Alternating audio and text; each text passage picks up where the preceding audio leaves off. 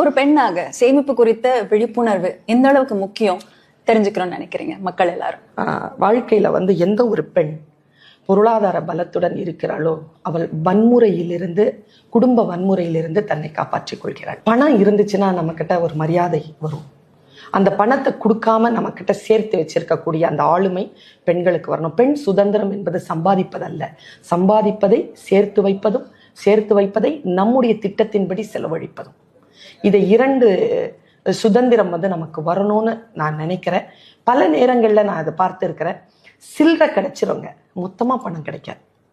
அதனால மொத்தமா பணத்தை டக்குன்னு எடுத்து எதுவுமே முடிவு பண்ணாதீங்க. லைஃப் டைமுக்கு உங்களுடைய பாதுகாப்பிற்காக ஒரு 50 வருடத்திற்கு பிறகு, உங்களுக்கு 50 வயசு ஆனதுக்கு அப்புறமா மற்றவர்களை குறை சொல்லி கொண்டு இல்லாமல் நீங்கள் முழுமையாக நம்பிக்கையோடு வாழ வேண்டும் என்றால் சேமிப்பு பழக்கத்தை கையில் எடுத்துக்கொள்ளுங்கள்.